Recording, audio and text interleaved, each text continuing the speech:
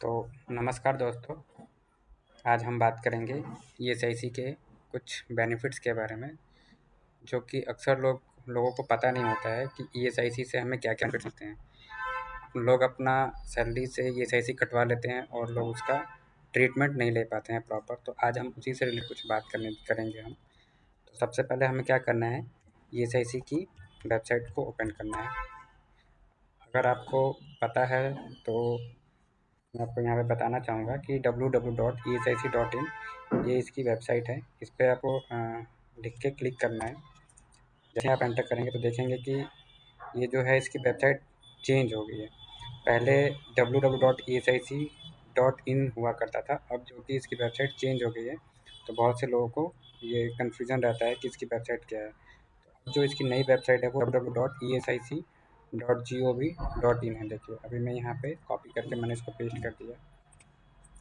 तो अभी आप देखेंगे इसकी एक नई वेबसाइट ओपन होके आएगी। देखिए ये इसकी एसआईसी की नई वेबसाइट है, ठीक है। तो अभी आपको यहाँ पे अगर आपको अपना एज ए एम्प्लॉय अपना आपके पास अगर एसआईसी नंबर है तो यहाँ से आप उसको लॉगिन करके अपनी पर्सनल जो भी आपके बेनिफिट्स है वो यहाँ से आप चेक कर सकते हैं। इंसर्ट पर्सन पे आप लॉगिन क्लिक करके यहाँ पे देखिए ऑप्शन आ रहा है। यहाँ पे आप अपना ईएसआईसी नंबर डालेंगे, पासवर्ड डालेंगे और इसमें जो भी आपके बेनिफिट्स आएंगे, आपका जो कार्ड होगा उसमें जो बेनिफिट्स होगा वो आप यहाँ से देख सकते हैं। लेकिन आज हम बात करेंगे इसके बेनिफिट्स के लिए। बेनिफिट्स के लिए अभी हम इसको बैक करते हैं। आज हम बिल्कुल आपको प्रैक्टिकली बताने जा रहे हैं कि क्या क्या बेनिफिट्स आपको मिले हैं ईएसआई की साइट से। अगर किसी की भी सैलरी 21,000 क्रॉस सैलरी है तो उसका ईएसआईसी कटता है। और अगर कोई पार्शली डिसेबलमेंट है या कुछ रहता है तो उसमें उसकी 25,000 रुपये ग्रॉस सैलरी तक उसका ईएसआईसी डिडक्शन होता है, जो कि ईएसआईसी में एम्प्लॉय का जो कंट्रीब्यूशन होता है वो 0.75% रखता है और एम्प्लॉयर उसका 3.25% सबमिट करता है। तो टोटल 4% कंट्रीब्यूशन हम लोग सबमिट करते हैं गवर्नमेंट को। देखिए यहाँ पे कुछ बेनिफिट्स के बारे में हम बात कर रहे हैं कि ईएसआईसी में आपको क्या-क्या बेनिफिट्स मिलते हैं। ठीक है, देखिए ये मेजर बेनिफिट्स हैं, जैसे कि आपको मेडिकल बेनिफिट्स मिलता है, ठीक है।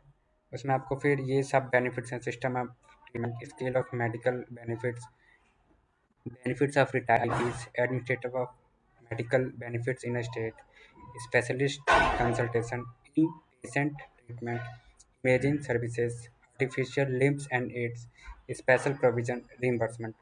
तो ये सब तो कुछ स्पेशल है जो कि ट्रीटमेंट है जो कि आप ले सकते हैं, ठीक है। इसके अलावा जो मेजर जो होते हैं, जैसे कि मैंने आपको बताया, मेडिकल बेनिफिट्स आप ले सकते हैं। सिकनेस बेनिफिट्स, मोस्टली लोगों का जो कंसर्न होता है कि सिकनेस बेनिफिट्स मतलब कैसे हम लें। तो सिकनेस बेनिफिट्स में आपको देखिए यहाँ पे सिंपली लिखा हुआ है कि आपका 70% wages is payable to insured workers during the period of certified sickness for a maximum of 90 days in a year. In order to qualify for sickness benefit, the insured person is required to contribution for 78 days in a contribution period of 6 months. तो यहाँ पे clear कर रहा है कि जो भी आपका कंट्रीब्यूशन पीरियड होता है 6 मंथ में, उसमें 78 डेज का कंट्रीब्यूशन आपका सबमिट होना चाहिए। अब आप पूछेंगे कि यहाँ पे कंट्रीब्यूशन पीरियड क्या है, तो देखिए यहाँ पे हम नीचे आते हैं, ठीक है। यहाँ पे मैं आपको कंट्रीब्यूशन पीरियड बता देता हूँ कि क्या होता है, फिर हम आगे बढ़ते हैं। देखिए यहाँ पे आपको मैं बिल्कुल प्रैक्टिकली ही बताऊँगा कि क्या होता है, जाकि जिससे किसी को कुछ कन्फ्यूजन ना आए। देखिए हम यहाँ पे जाते हैं, एसआईसी एक्ट में हम जाएंगे। एसआईसी एक्ट में हम देखिए इसको हम ओपन करते हैं, ठीक है। मैं आपको अभी बताता हूँ। देखिए कंट्रीब्यूशन पीरियड देखिए क्या होता है, contribution and benefit periods clearly लिखा होगा, आपको दिख रहा होगा। Contribution period and the corresponding benefit period shall be as under. तो कंट्रीब्यूशन पीरियड का क्या मतलब होता है, आपका एक साल में 2 कंट्रीब्यूशन पीरियड होता है।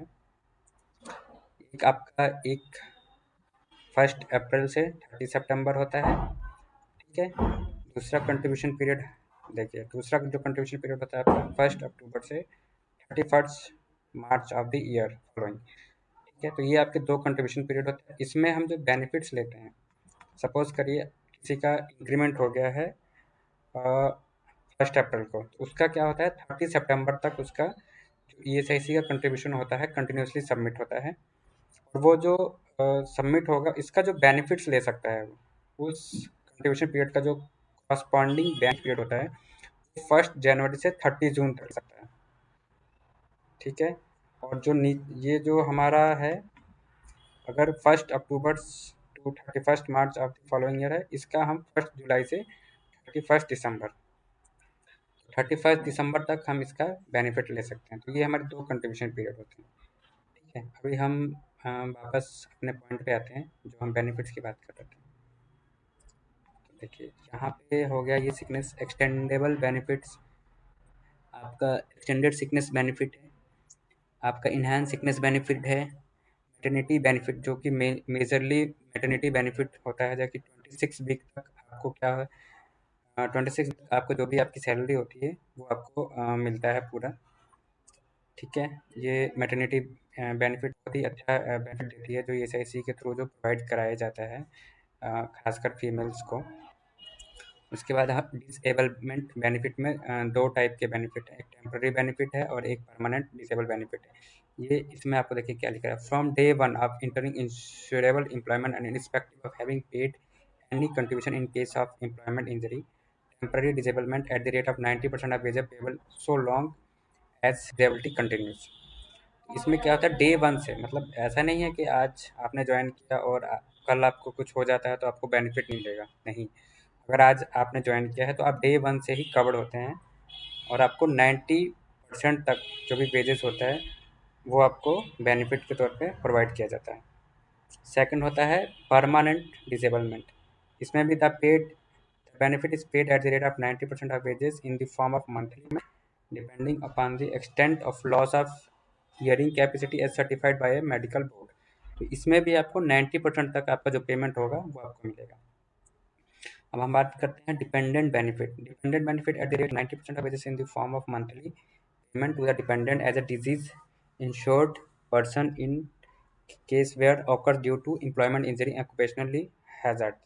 इसमें क्या होता है, जो डिपेंडेंट होते हैं उनको भी कुछ बेनिफिट्स मिलता है, जैसे कि अगर किसी भी जिसका ESIC कट रहा है, अगर उसकी डेथ हो जाती है तो गवर्नमेंट की साइड से उनको एक फ्यूनरल एक्सपेंसेस मिलता है, उनकी दाह संस्कार करने के लिए जो भी उनका डिपेंडेंट मेंबर होता है उसको गवर्नमेंट की साइड से 15,000 रुपये का एक अमाउंट दिया जाता है, ताकि उससे आप जो भी उनके देखिए क्या लिखा है ना, who performs last right from day one of entering insurable employment, ताकि जो भी उनके काम क्रिया के लिए बोलो या फिर जो भी उनका खर्चा हो जाए थोड़ा बहुत, तो उसमें आपको गवर्नमेंट की साइड से 15,000 रुपये का आपको एक अमाउंट मिलता है। ठीक है। ये हो गया हमारा फ्यूनरल एक्सपेंसेस। अब हम आपको कुछ और बताएंगे इसमें कि और आपको मेजरली और क्या क्या बेनिफिट्स आप इसमें ले सकते हैं। अब हम बात